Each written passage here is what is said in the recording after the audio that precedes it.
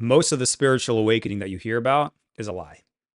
It's not some grand angelic event that happens and your kundalini awakens and all of a sudden you're one with God. That's not how it happens. It happens more over time and in a way that doesn't look good on the internet, doesn't look good on social media, to be honest. Because what people are selling is they're selling the book that's going to get you there.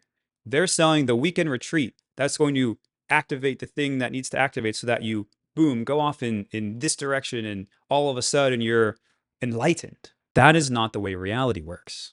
I used to be a software engineer in Silicon Valley. I went to UC Berkeley, one of the best computer science schools, and I got paid very good money for debugging complex problems in computer software.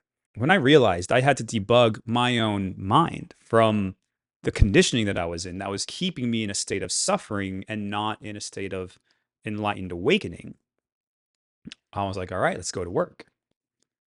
I thought I was going to get there fast and there was going to be this boom, explosive event, and that never happened. And I tried all the things. I tried the plant medicines, right? I tried the meditations. I tried the journaling. I tried the events, the courses, the seminars, the vacations. I lived on an island for 3 years. Like I did all the things. But here's what they don't tell you. When they use the word awakening, you think of awakening as, oh, I was asleep, now I'm awake, which happens in a moment every day, right? We get up every day and takes what, 2 seconds for us to go from sleep to awake, and then we're awake, and then we're kind of halfway in, halfway out, and then eventually we snooze a few times and we get out of bed. I wouldn't call spiritual awakening an awakening. The moment you become awake, if we had to use that word, would actually become the moment you become aware that it's not a pretty process. So let me share a story with you. When I started my work on myself, right? When I started my journey, I couldn't find the answers I was looking for. I had read all the books. I had tried the meditations. I tried to feel and emphasize the positive emotions. I tried the gratitude. I tried the affirmations, all the things that were supposed to like just work and shift my system. And none of that actually did it. So what I started doing was I shifted my perspective. I shifted from focusing on all the bright stuff that's supposed to kind of just snap me into it. And I started focusing on some of the parts that I was ignoring. I started focusing on the parts of me that I had pushed down and pushed away and kept hidden not only from the world, but from myself. You see, I tried to appear perfect. I tried to be, and I didn't try, I was being the nice guy. I was being the people pleaser. I was being the person that just went along with what was going on. I didn't have a backbone. I didn't have opinions. I was conditioned to be small and to be quiet and silent. But your conditioning is just software. And if it's been conditioned, it can be unconditioned. We can undo the conditioning. But to do it, you have to start looking at these parts of you and accepting the parts of you that you have that are there that are still running the show. That is when you're actually awake. And so now that you're awake, it's kind of like choosing the red pill.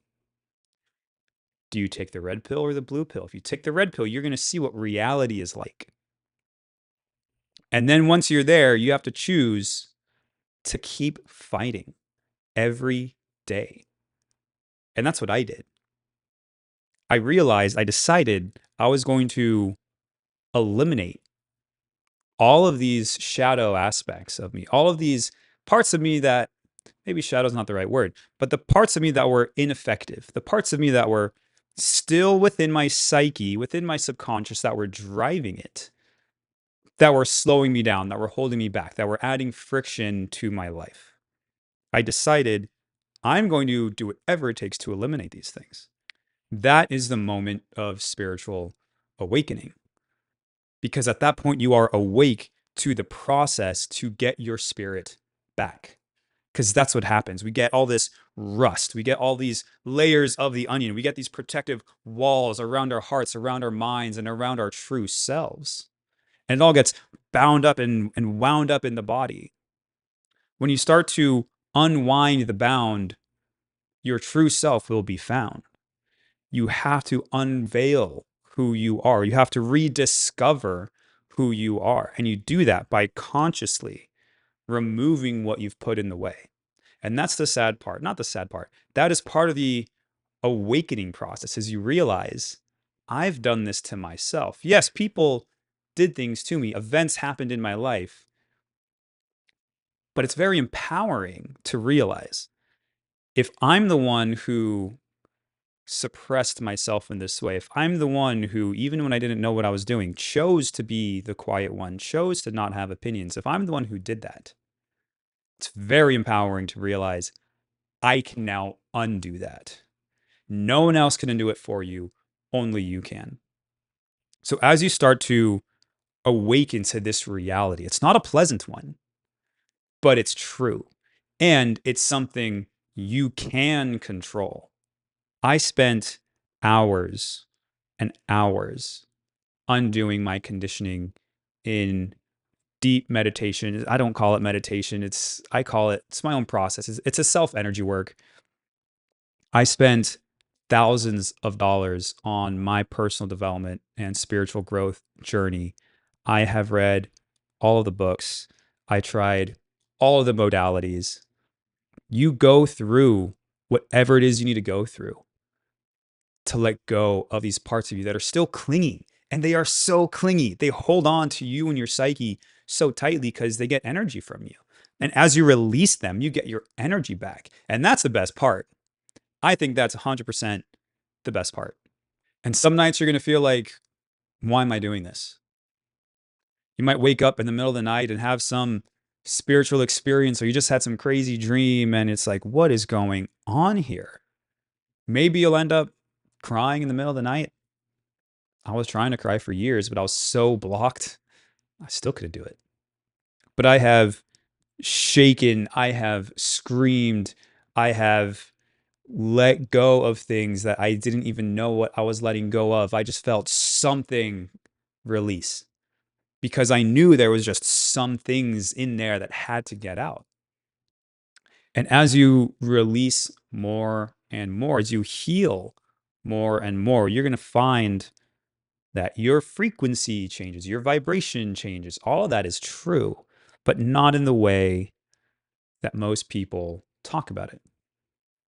You change the vibration as you remove the things that are clinging onto the energy that you have. And then once you do the clearing, you can shift your approach. And you go from working with the bound energy and the negative and the undesired and the stuff that saps and drains you and holds you back. And you start shifting your approach because you've done a lot of that work. And now it's this, you were already awake because we were awake when we realized the work. And then we started doing the work with the bound. And now we get to a point where we can shift from the bound to the possible, to the unbound, to the ideal future. And we have this spiritual shift that happens because we can now tip the scale in the other direction. And as you do that, that's where life gets interesting. Now we can manifest. Now we can create. And this is what they sell you. This is what they try to talk you into in the books and in the courses and in the events and in the seminars and in the transformations and in the journeys to South America and all the plant things and all the whatever.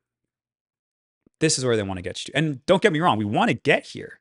But there is all of this that gets left behind because it's not sexy to talk about.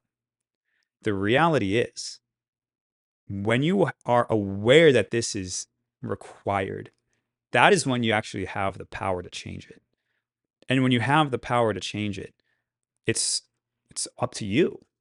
You get to choose your own adventure. You choose. Do I want to work on this today? Do I want to take a step towards my better self today? Or do I want to just sit around and watch TV? Do I want to sit down and do what I need to do the work? Or do I want to go out and watch the dolphins in the bay instead? Not a bad option. Is it productive? There's a process to all of this. And it takes going through the levels of what I call the levels of mind-body healing. And so I'm going to put a video here for you. Go ahead and watch it. It explains how the process works over time, and you can see where you're at. And most people don't get halfway through, not even close. So if that's what you are committed to, go ahead and watch this video, and I'll see you there.